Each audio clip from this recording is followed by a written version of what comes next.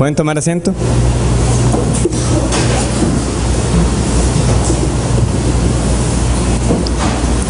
Y abrimos en nuestras Biblias Santiago, que será la serie donde empezará.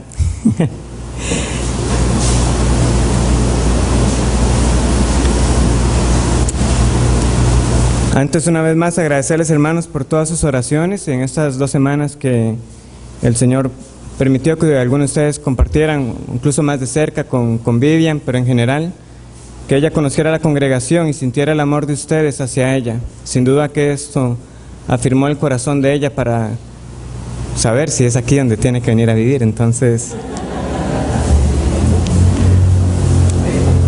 amén, sí, así es. Hermanos, entonces abrimos nuestras Biblias en Santiago capítulo 2. Santiago capítulo 2. Y vamos a retomar entonces la serie que habíamos iniciado el año pasado, y la cual finalizó en el versículo 13 del capítulo 2. Entonces esta noche empezaremos en el versículo 14, pero vamos a leer los primeros, vamos a leer de los versículos 14 al 20. Dice de esta manera: Hermanos míos, ¿de qué aprovechará si alguno dice que tiene fe y no tiene obras? ¿Podrá la fe salvarle? Y si un hermano o una hermana están desnudos y tienen necesidad del mantenimiento de cada día, y alguno de vosotros les dice: id en paz, calentaos y saciaos, pero no les dais las cosas que son necesarias para el cuerpo, ¿de qué aprovecha? Así también la fe, si no tiene obras, es muerta en sí misma. Pero alguno dirá: tú tienes fe y yo tengo obras. Muéstrame tu fe sin tus obras, y yo te mostraré mi fe por mis obras. ¿Tú crees que Dios es uno? Bien haces. También los demonios creen y tiemblan. Mas quieres saber, hombre vano, que la fe sin obras es muerta.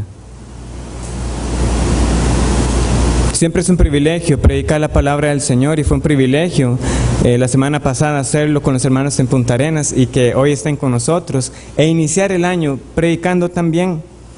Y conforme inicia un año, siempre viene la oportunidad para uno empezar también un plan de lectura. Este año quiero repetir el plan de lectura de Robert McCheyne. Fue un joven predicador que murió ya hace muchos años, a los 29 años, y a pesar de esa corta edad, el Señor le permitió estar en el ministerio y dejar un legado. Precisamente ese plan de lectura es uno de ellos. ¿Por qué lo comparto? Porque el Señor llama en distintos momentos, llama para salvación y también llama para que uno se reúna a su presencia, y uno no sabe cuándo puede ser eso. Pero yo quiero aprovechar cada momento que me sea dado para hacerlo de la mejor manera. Y sin duda, sé que hay mucho todavía por mejorar, y ustedes conocen ese anhelo. Pero presten atención a lo que va a ser predicado. ¿Recuerdan lo que estudiamos en esta carta? Sean prontos para oír, sean prontos para oír. Los predicadores y los pastores acá saben que uno siempre tiene una gran carga emocional con la cual uno está lidiando cuando predica. Y yo personalmente tengo que lidiar mucho más con eso. Pero que esto no los distraiga. Presten atención a lo que será predicado, porque será solamente la palabra del Señor aplicada por el Espíritu Santo a nuestro ser, mente y corazón, que nos llevará a nosotros a obedecer al Señor con entendimiento y con sentimiento. ¿Por qué lo digo de esta manera? Porque el Señor no solamente demanda que le sirvamos. Las emociones no están ausentes, pero estas emociones tienen que ser gobernadas. Él le va a decir al pueblo de Israel: por cuanto no me serviste con gozo y alegría de tu corazón, yo te entregaré a tus enemigos. Pero para saber cómo servir al Señor, es preciso primero que vayamos a su palabra, que nos diga cómo debe ser servido y cuál es el Dios al que nosotros servimos. Que no erremos esta noche. Esta noche yo no le estaré preguntando a usted cuál es su denominación, cuál fue su pasado, cuántos años tiene de congregarse. La pregunta es: ¿cuál es la fe que usted profesa? ¿Cuál es la fe que usted profesa? Y si esta fe que usted profesa coincide con la fe de la Biblia, es un examen a esta noche. Yo no puedo hacer algo distinto con el texto que el Señor ha puesto ante nosotros. Una vez más, versículo 14. Hermanos míos, ¿de qué aprovechará si alguno dice que tiene fe y no tiene obras? ¿Podrá la fe salvarle? Roguemos al Señor su favor para estudiar esta porción. Gracias, Padre, por el privilegio de estudiar tu palabra, por el tiempo que nos has permitido esta mañana y esta tarde, por los cantos, por poder dar de lo que tú nos provees, de lo que celebraremos una vez finalice el sermón y tener la cena del Señor. Pero, Padre, cada una de estas partes carece de sentido si nosotros solamente estamos profesando una fe de labios y realmente no conocemos a Jesús y la salvación que se encuentra en Él.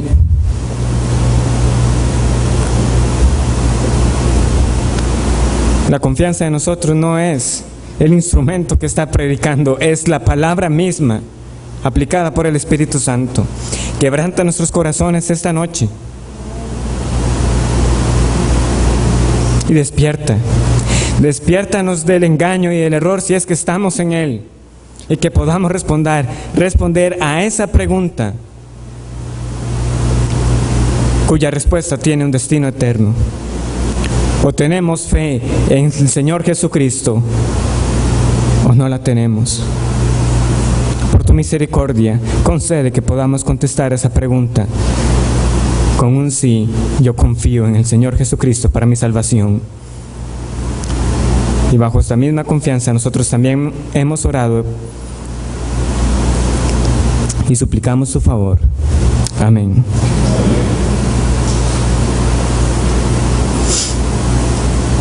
Si alguno quiere seguir los sermones anteriores, pues yo los invito a que puedan visitar el sitio de la iglesia, o igual pueden solicitarlo. Todos los sermones que fueron antes del texto que hoy estamos estudiando. De hecho, el último sermón era como un gran resumen de todos estos primeros versículos, y recuerdo a la hermana Adriana, la esposa del pastor Eduardo, diciéndome: ese sermón usted lo vuelve a predicar y es como la introducción para de nuevo retomar la serie. Y yo lo consideré, pero voy a hacer una síntesis entonces de qué es lo que esta carta trata, para que así podamos tener el mayor provecho de la porción que vamos a estudiar. ¿Y cómo lo podemos resumir? Sigue siendo la misma pregunta, porque esta carta sigue teniendo el mismo tema. ¿Tiene fe? Y hacerse esa pregunta es lo mismo que preguntar cuál es el resultado de las pruebas en su vida. Todos nosotros sufrimos tribulaciones de todo tipo y en todo tiempo.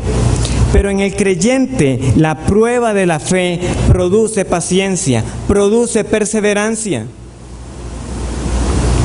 Al punto que al final de la vida, el creyente verdadero recibirá la corona de vida que Dios ha prometido a los que le aman.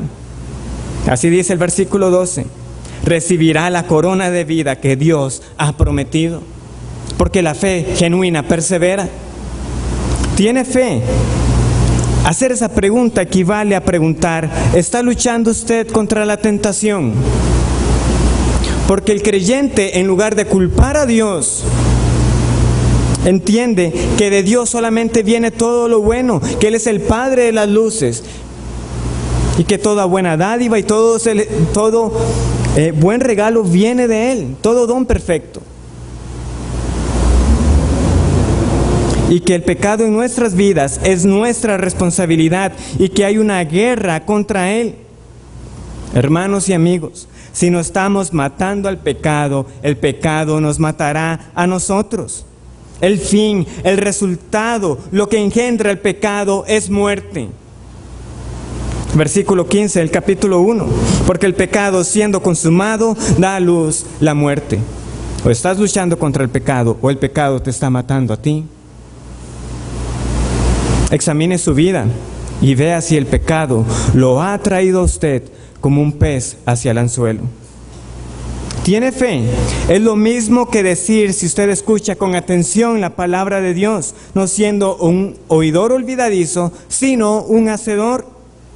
Si usted escucha y no hace, es como el que va al espejo e ignora lo que ha visto. No importa cuánto usted diga ser, si no lo está haciendo conforme a la palabra de Dios. Versículo 25, mas el que mira atentamente en la perfecta ley, la de la libertad, y persevera en ella, no siendo oidor olvidadizo, sino hacedor de la obra, éste será bienaventurado en lo que hace. Tiene fe. Es lo mismo que preguntar si usted practica la religión verdadera. Las personas no quieren ser identificadas como personas religiosas. Yo amo a Jesús, odio la religión. Pero el texto nos dice, usted no puede hacer esa separación. Versículo 27, la religión pura y sin mácula delante de Dios el Padre, porque es una religión que se practica ante los ojos de Él, es esta: visitar a los huérfanos y a las viudas en sus tribulaciones y guardarse sin mancha del mundo. Y extraigamos los principios de acá. No solamente las viudas y los huérfanos, aunque ciertamente en esa época eran las poblaciones más desprotegidas con los extranjeros, pero involucra el servicio a los demás, el identificarse con la aflicción del prójimo. Lo está realizando usted. Y no es solamente esa vida externa, es también su vida personal. Guardarse sin mancha del mundo. El creyente verdadero procura una vida de santidad. Procura una vida de santidad. No es legalismo procurar una vida santa delante de Dios y dejar todo aquello que sea necesario para agradarle a Él. Tiene fe. Es lo mismo que cumplir la ley real. ¿Cuál era la ley regia? No hacer acepción de personas, sino amar a Dios y al prójimo como a uno mismo. Muestra su vida misericordia y amor hacia sus semejantes, sin acepción, sin mirar a sus apariencias. Su fe está viva o su fe está muerta. No hay intermedios. Jacobo o Santiago, como es el nombre como lo tenemos en la carta, no está saltando de un tema a otro de forma alocada. Él está desarrollando una línea de pensamiento que va a encontrar en estos versículos del 14 al 27 su punto más alto. Él está siendo inspirado por el Espíritu Santo y está desarrollando esa línea para que los siervos del Señor, para que los esclavos de Cristo sean conocidos por una profesión genuina de fe y que ellos sepan si están en la fe o no están en la fe, si su profesión es genuina o no lo es. Es casi como que, humanamente hablando, el autor estuviera diciendo, bueno, yo voy a asegurarme que ustedes están captando el punto de esta carta y voy a decirlo en las palabras más llanas y simples posibles. ¿De qué aprovecha tener fe y no tener obras? Ese es el punto. Y lo está alcanzando acá y lo va a desarrollar. Y de los versículos 14 al 20 él va a tratar con la fe que está muerta. Y del 21 al 27 con la fe que está viva. Y en general podemos ver entonces 4 grandes partes. Es decir, una introducción a esa fe que nos condena. Luego él va a dar ejemplos de esa fe que condena. Luego va a dar ejemplos de la fe que no condena. Y por último, va a rematar con la conclusión inevitable de la fe que condena. Y en realidad esa conclusión él la va a estar diciendo una vez tras vez tras vez. La fe sin obras está muerta. Esta noche veremos la introducción a esta fe que condena.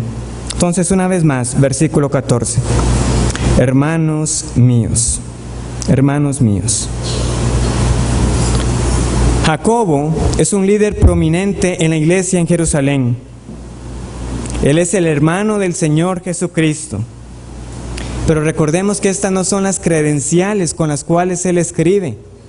Él no le está escribiendo a personas que están en un rango inferior. Él no se está poniendo por encima. ¿Cómo los llama a Él? Hermanos.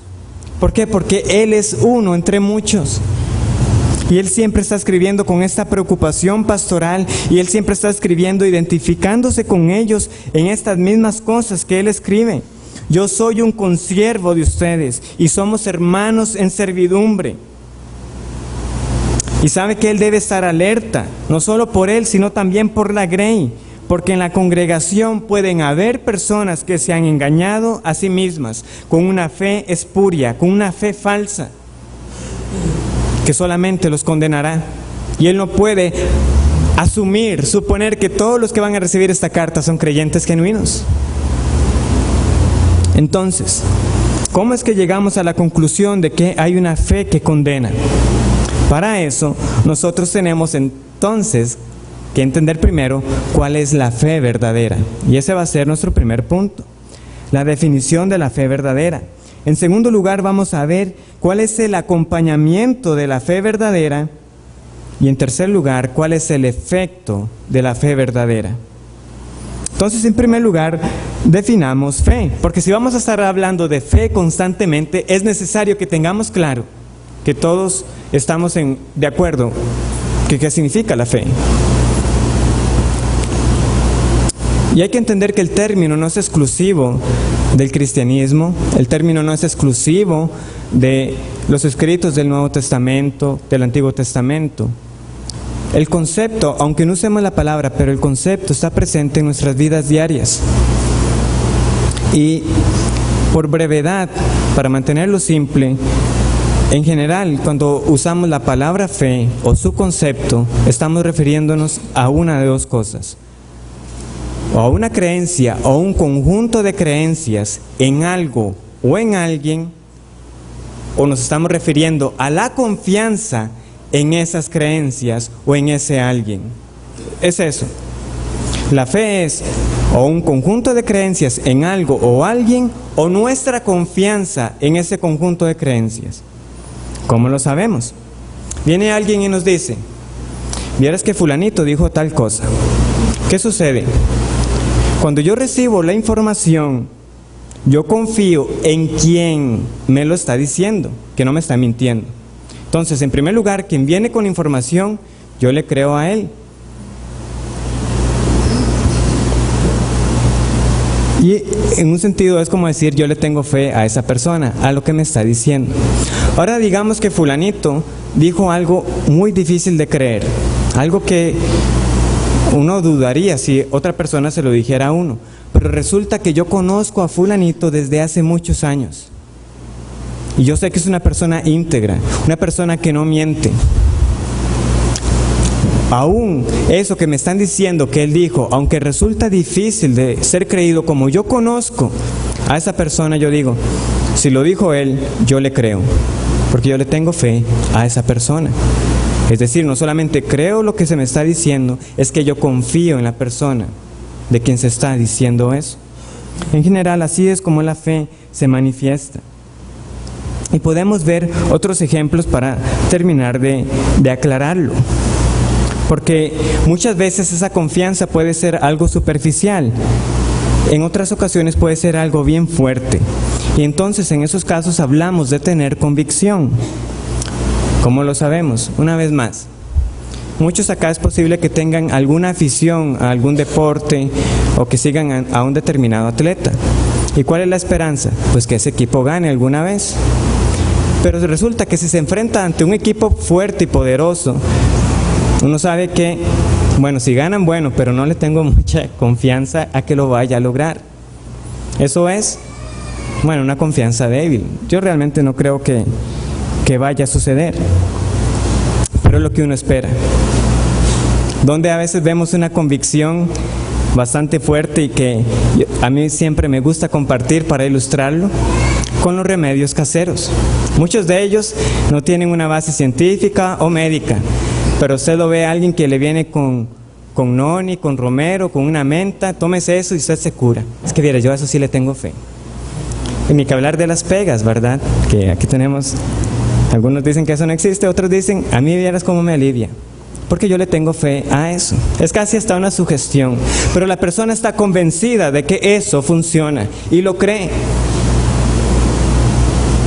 Ahora bien, ya que tenemos claro esos dos ejemplos, a nosotros no debe sorprendernos que la Escritura use el término fe la mayoría de las veces de esas dos formas, es decir, el conjunto de creencias, el cuerpo de enseñanza de la Escritura, o la confianza que uno tiene en ese cuerpo de enseñanza, y en particular en la persona de Jesús para salvación. Tal es el caso de la carta de Judas, por ejemplo. Judas, el hermano de Jacobo, no Judas Iscariote, cuando escribe que contendamos ardientemente por la fe que ha sido una vez dada a los santos. Que contendamos ardientemente por la fe. ¿Esto qué quiere decir? Que luchemos por la sana doctrina, por las enseñanzas básicas que distinguen al cristianismo de las demás religiones. Es el cuerpo de enseñanza que nosotros tenemos. Pero también la Biblia hablará de la fe como esa confianza en estas enseñanzas, y particularmente en que Jesús es Señor y Salvador, y que no hay salvación aparte de Él, y que en la Escritura nosotros hallamos lo necesario para conocerle a Él de forma personal y de ser conocido por Él. Y uno confía en Él. Entonces, ¿cómo está siendo usada la palabra fe en Santiago 2:14? ¿Está siendo usada en el sentido de la confianza o en el sentido doctrinal? Cuando uno ve la pregunta que Santiago está planteando, él no está poniendo en tela de duda el conocimiento de la persona, porque su doctrina es correcta. ¿Cómo sabemos nosotros eso? En el versículo 19, él dice: ¿tú crees que Dios es uno? Bien haces. O sea, su enseñanza es correcta, su doctrina es correcta, su teología es correcta. Él no está poniendo en duda que las personas tengan ese conocimiento adecuado de lo que la Biblia enseña. Lo que él está cuestionando es cuánto confían realmente en esa enseñanza y cómo esa falta de confianza queda evidenciada en su falta de obras.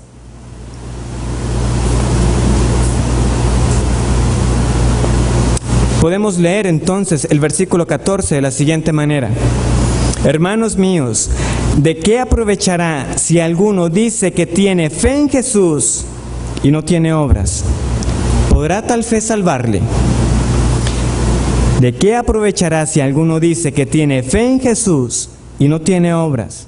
¿Podrá tal fe salvarle? Y cuando uno lo lee de esa manera, entendiendo que él no está cuestionando su doctrina, sino esta confianza en la persona de Jesús, uno debe aterrarse. Un momento, ¿qué está preguntando Santiago acá? ¿Está poniendo o está insinuando que la fe no es suficiente? No, no es eso lo que él está diciendo. Para interpretar correctamente este versículo, nosotros debemos prestar atención a dos frases. La primera es que dice: si alguno dice tener. Él no está afirmando que esas personas tengan esa fe que es para salvación. Y en segundo lugar, es un pequeño artículo o pronombre más bien que está haciendo falta en el versículo 14 en Reina Valera. Y es en la pregunta: ¿podrá la fe salvarle? Nosotros tenemos un pronombre definido, pero realmente, y lo podemos ver en otras traducciones de la Biblia, lo que él está diciendo es la siguiente pregunta: ¿acaso puede esa fe salvarle? ¿O acaso podrá salvarlo esa fe? Él está contrastando una fe que ya ha definido con esta que él ahora está presentando en el versículo 14. Hay un contraste. Está la fe y está esta fe. Una fe que nos salva y está la fe que salva. Están aquellos que tienen esa fe, una fe con conocimiento pero sin confianza y sin obras. Y están aquellos que tienen una fe que es para salvación. ¿Cómo sabemos entonces contra cuál fe él está comparando? Si la fe del versículo 14 es una, ¿cuál es la fe que él ya nos ha presentado con anterioridad? La tenemos en el versículo 1 del capítulo 2. ¿Cuál es la fe verdadera? Esto es lo que dice la palabra de Dios, que es la fe verdadera. Capítulo 2, versículo 1. Hermanos míos, que vuestra fe en nuestro glorioso Señor Jesucristo sea sin acepción de personas. ¿Quiere saber si su fe es bíblica? ¿Quiere saber si su fe es verdadera? ¿Dónde está puesta esa fe? Muchos dicen creer en Jesús, pero su fe, su confianza en realidad, en última instancia, está puesta en algo que no es Cristo. Está puesta en algo que hicieron, está puesta en sus esfuerzos, está puesta en sus propios méritos, porque oraron una vez y porque viven vidas moralmente aceptables delante de la sociedad. Y su confianza no es que este Jesús, tal cual es descrito en la palabra de Dios, los puede salvar. Su confianza no es que este Jesús, como nos es descrito, es Señor, es Cristo y que es glorioso, que es uno con el Padre. Porque Él es Señor, como Dios es Señor, el Adonai, el Curios, el ungido, el Mesías, el que vendría, que es glorioso porque en Él fue vista la gloria, gloria como del unigénito del Padre, lleno de gracia y de verdad, que es profeta, rey y sacerdote, y que intercede ante el Padre en aquellos que confían en Él, que da verdadera libertad de la esclavitud del pecado. Esto es fe, creer que Cristo es todo esto que la Biblia dice que es y confiar que Él lo es. Porque si Jesús no es Señor y Salvador, entonces esto no es fe para salvación y no hay redención para nuestras almas. Pregunto entonces esta noche, ¿tienes fe en Jesús? Que vuestra fe en nuestro glorioso Señor Jesucristo. ¿Dónde está puesta tu fe? ¿Dónde está? ¿Dónde está? Algunos con toda franqueza pueden contestar que no. ¿Sabe? En realidad yo no tengo esa fe que usted me está escribiendo. Otros se rehúsan a admitir que no tienen esta fe. Están siendo confrontados, pero se rehúsan a admitir que no tienen esta fe, que no confían en Jesús para salvación. Otros han contestado que sí. Y hay otros que esta noche se pueden estar preguntando, ¿y cómo sé yo que tengo esta fe? En cualquiera de los casos, la palabra del Señor siempre nos va a invitar a que nosotros nos evaluemos si estamos o no en la fe. Hay un refrán que dice así, o muy parecido: somos salvos solamente por fe, pero la fe que salva no está sola. Somos salvos por sola fe, pero la fe que salva no está sola. Y ese es nuestro segundo punto, el acompañamiento de la fe verdadera. Versículo 14, una vez más. ¿De qué aprovechará si alguno dice que tiene fe y no tiene obras? Y no tiene obras. O dicho de otra forma, porque recordemos que la fe que se nos describe en este versículo 14 es distinta a la del versículo 1. Dicho de otra manera, la fe que es para salvación tiene obras. La fe falsa carece de ellas.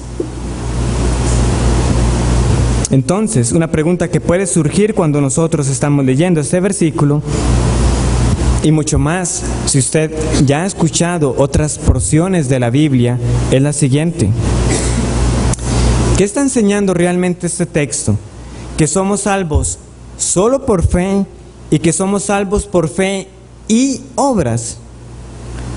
¿No dice Efesios 2, 8, 9 que nosotros somos salvos por gracia, por medio de la fe, no por obras, para que nadie se gloríe? ¿Estamos ante una contradicción? No, hermanos y amigos, no estamos ante una contradicción. El pasaje no está diciendo que somos salvos por obras. Lo que dice es que las obras acompañan a la fe. Y esto es consistente con este pasaje de Efesios que yo les he leído a ustedes. Porque en Efesios capítulo 2, el versículo 10, va a decir que nosotros somos hechura suya, creados en Cristo Jesús para buenas obras, las cuales Dios preparó de antemano para que anduviésemos en ellas. Somos hechura de Dios, o somos el poema de Dios, como hemos aprendido con nuestros pastores. Nosotros somos la hechura de Dios para caminar en buenas obras. Si uno quiere profundizar, entonces hay que comparar cómo está siendo usada la palabra obras en Santiago con obras en Efesios. Pero, por brevedad, veamos lo que está enseñando ese texto en Efesios. ¿Qué es lo que está diciendo? Que la salvación no es por obras, pero que todo aquel que es salvo caminará en buenas obras. Es así. Y no es eso lo que está diciendo Santiago, que todo aquel que dice que tiene fe, también tendrá obras que lo acompañen en su andar cristiano. Pablo y Jacobo no se están contradiciendo. Cada uno de ellos, en distintos enfoques, están afirmando la misma enseñanza. Pablo está atacando el legalismo, de que hay obras que son necesarias para la salvación. Santiago lo que nos está diciendo, o está combatiendo, es la credulidad fácil. No es cualquiera el que puede afirmar que cree en el Señor Jesús. Entonces, ¿cómo sabemos que toda aquella persona que es salva manifestará obras de esa fe que profesa? La misma carta de Santiago nos proveerá esa evidencia. Volvamos al versículo 1. Hermanos míos, que vuestra fe en nuestro glorioso Señor Jesucristo sea sin acepción de personas. Usted dice que cree en Jesús.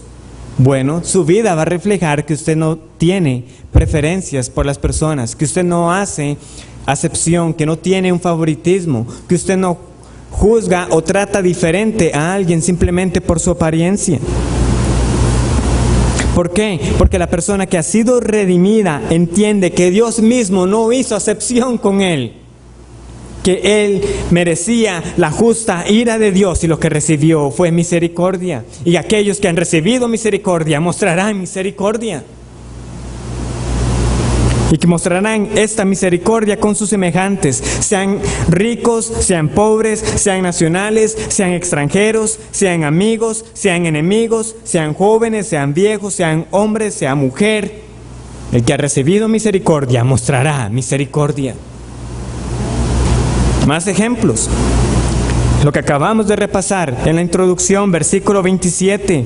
La religión pura y sin mácula delante de Dios el Padre es esta: visitar a los huérfanos y a las viudas en sus tribulaciones y guardarse sin mancha del mundo.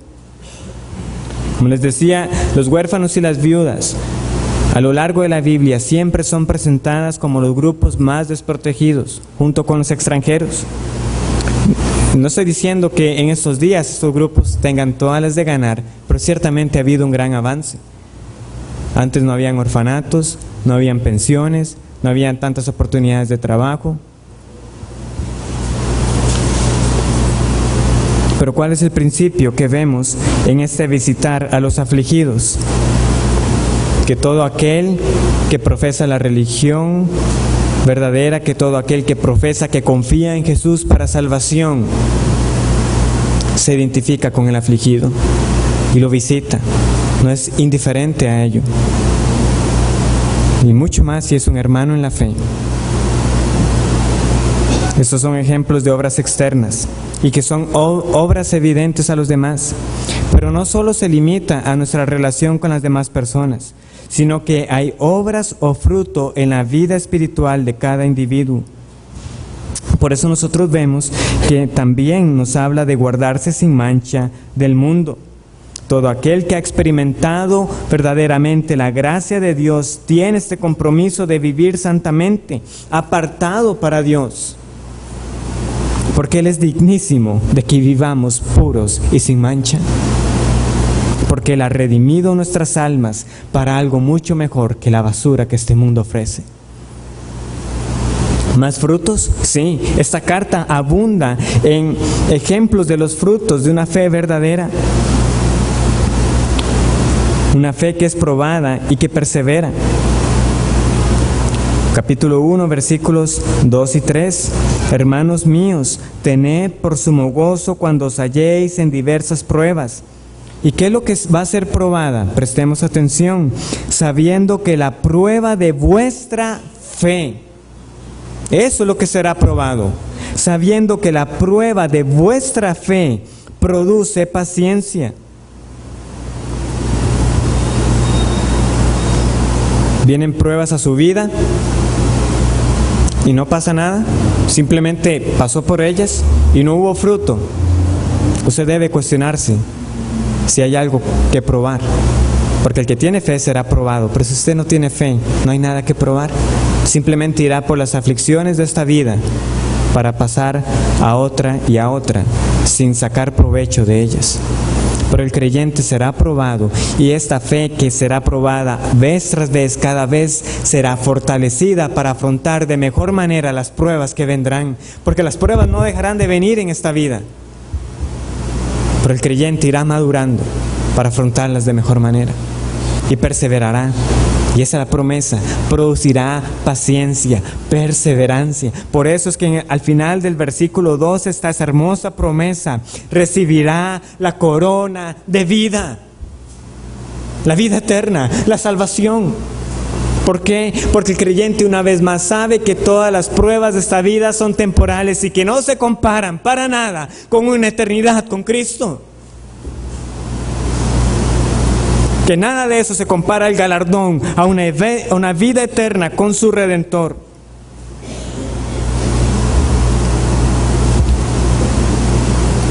Si esta fe se alimenta de la palabra de Dios para conocer a Cristo, y tal como Él es, todo aquel que profesa la fe verdadera inevitablemente también madurará conforme Él persevera en la palabra de Dios. Ya leímos el versículo 25. El que mira atentamente en la perfecta ley, la de la libertad, y persevera en ella, no siendo oidor olvidadizo, sino hacedor de la obra, éste será bienaventurado en lo que hace. Pero ¿cuál es la clave? Persevera en ella. No es alguien que lee ocasionalmente unos versículos, que tiene un par de versículos favoritos. No, él medita en la palabra de Dios de día y de noche y presta atención a lo que ella dice y hace conforme a lo que ella dice. No es un oidor olvidadizo.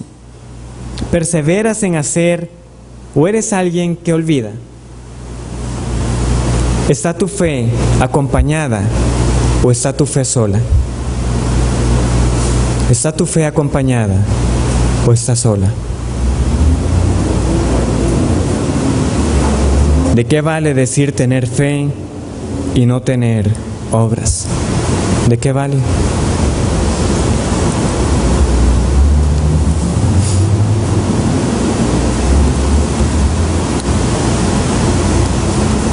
Todas estas pruebas que hemos visto, este fruto que debe evidenciar una fe verdadera, estas obras, lo que apuntan es que la consecuencia mayor está presente en la persona. ¿Y cuál es? Volvamos a la pregunta con la que cierra el versículo 14. ¿Podrá la fe salvarle? ¿Podrá la fe salvarle? Recordemos, la fe de este versículo 14 es distinta a la fe del versículo 1. ¿Cuál es la respuesta a la pregunta del versículo 14? ¿Podrá esa fe salvarle? ¿Una fe sin obras? No. Esa es la respuesta que se espera del versículo 14. Todo aquel que dice tener fe y no tiene obras, ¿podrá ese tipo de fe salvar? No salva. Entonces, opuestamente, por oposición, quiere decir que la otra fe, aquella fe que ha confiado en Jesús y que está acompañada de obras, sí salva. Sí salva. De nuevo, la fe en Jesús, no que la fe salve en sí misma, sino aquel en quien está nuestra confianza. Hermano y amigo, la fe es un medio y las obras acompañan, pero no salvan. Las obras no salvan, quien salva es Cristo. Y si tú tienes esta confianza con convicción que Jesucristo salva, tú eres salvo y serás salvo. No somos salvos por visitar a los afligidos. No somos salvos por nuestra vida de santidad. Somos salvos por la obra de Cristo en favor del pecador. Y que todo pecador que acude a Él no será echado fuera. Eso salva. Pero todo aquel que ha sido salvado será transformado para vivir según lo que se nos ha descrito. Si estás en Cristo, nada te separará de Él. Una vez más, nada. Ni lo pasado, ni el presente, ni lo que se venga en el futuro, ni la muerte, ni la vida, ni ángeles, ni principados, ni potestades, ni ninguna otra cosa creada. Así todo el infierno se empeñara en separarte de Cristo, no lo logrará, porque nada podrá separarte del amor de Dios en Cristo Jesús si tú estás en Él. No hay nada tan alto, no hay nada tan profundo, ni nada tan poderoso que pueda hacerlo. Porque Él ha aplacado la ira justa del Padre que nos correspondía y nos ha vestido con ropas de justicia para presentarnos santos y sin mancha delante de Él.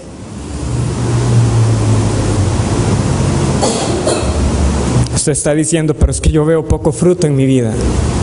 ¿Ves poco fruto? El mismo Señor Jesús nos ha dicho cómo el fruto será una realidad en nuestras vidas. Los invito a que busquemos Juan capítulo 15. Juan capítulo 15.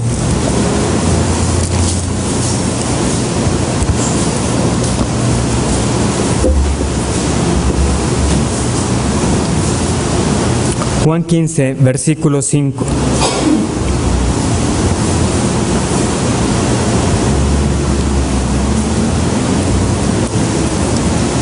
Yo soy la vid, vosotros los pámpanos. El que permanece en mí y yo en él, éste lleva mucho fruto, porque separados de mí, nada podéis hacer.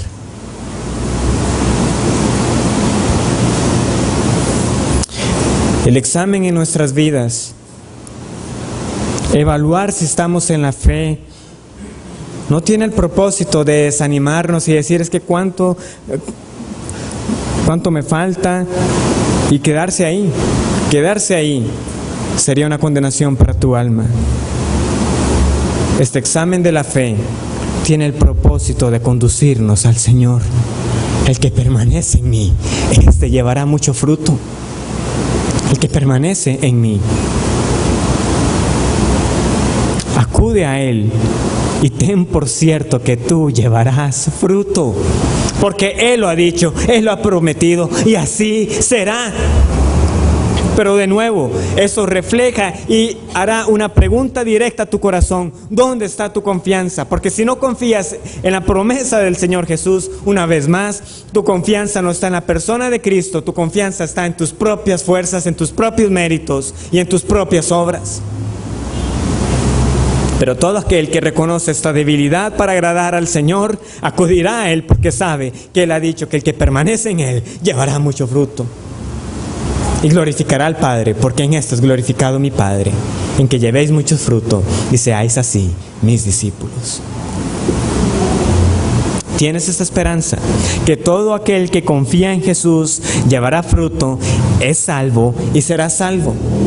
¿Tiene usted esa esperanza?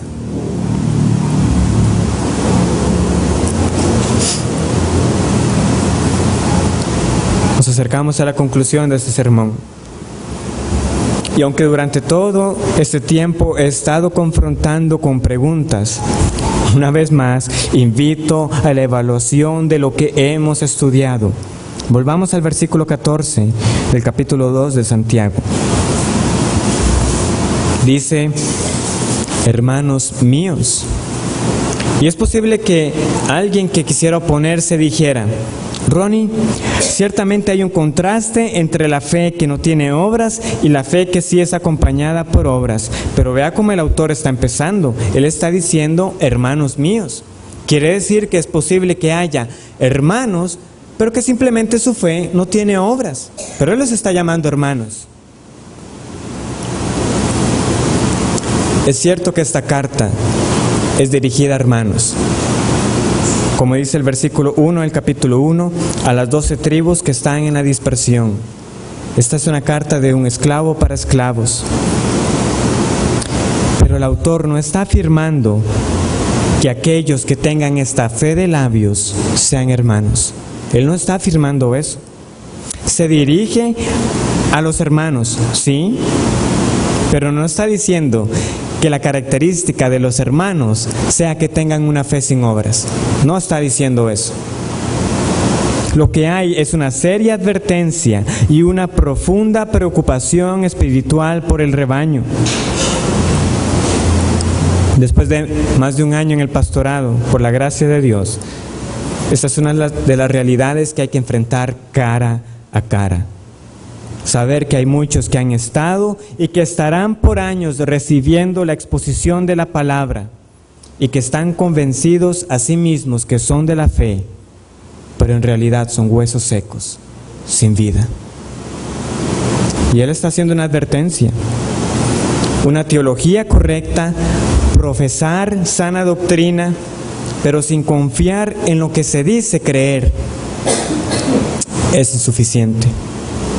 Una fe sin su acompañamiento es una fe que no salva. Una fe sin obras, una fe sin amor al prójimo, una fe que no sirve a los demás, una fe sin una vida de santidad, una fe sin perseverancia, una fe que no atiende la palabra, no es la fe que se deriva de conocer al Señor. Profesar fe y confiar en la salvación, en lo que yo hago, en lugar de saber que es por la obra de Cristo, es muy distinto. ¿Por qué? Porque de lo segundo se deriva una confianza que yo estoy en las manos de Dios y en las manos del Hijo, y que nada ni nadie nos puede arrebatar de su mano. Esa es la certeza que da la fe, que es para salvación.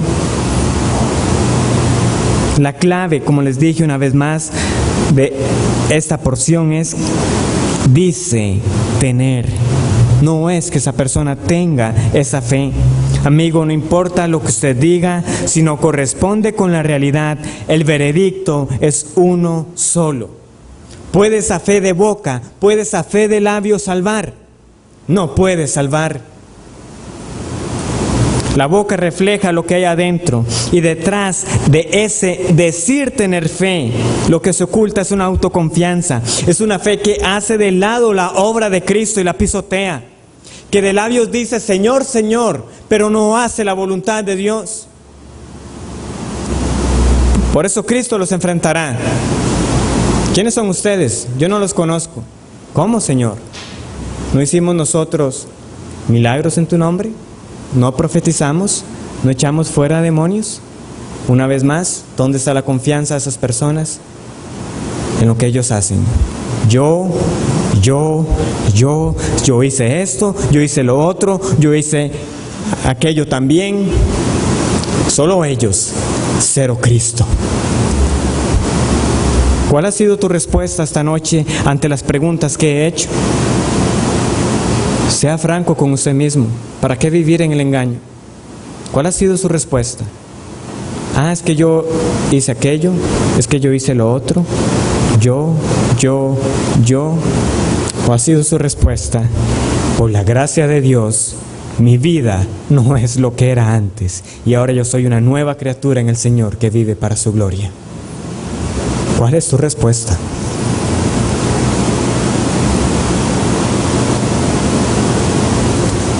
Dice un pastor: la genuinidad de una profesión de Jesucristo como Señor y Salvador se evidencia más por lo que una persona hace que por lo que una persona dice.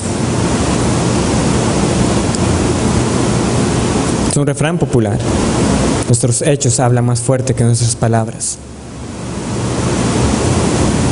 La advertencia esta noche ha sido seria y es una invitación a examinarse. Y doy gracias a Dios que ha sido así por la ocasión que tenemos esta noche, porque nosotros somos invitados a examinarnos antes de comer indignamente y beber indignamente de la mesa del Señor. ¿Estás en la fe? ¿Estás en la fe? Pero hay esperanza, hay esperanza.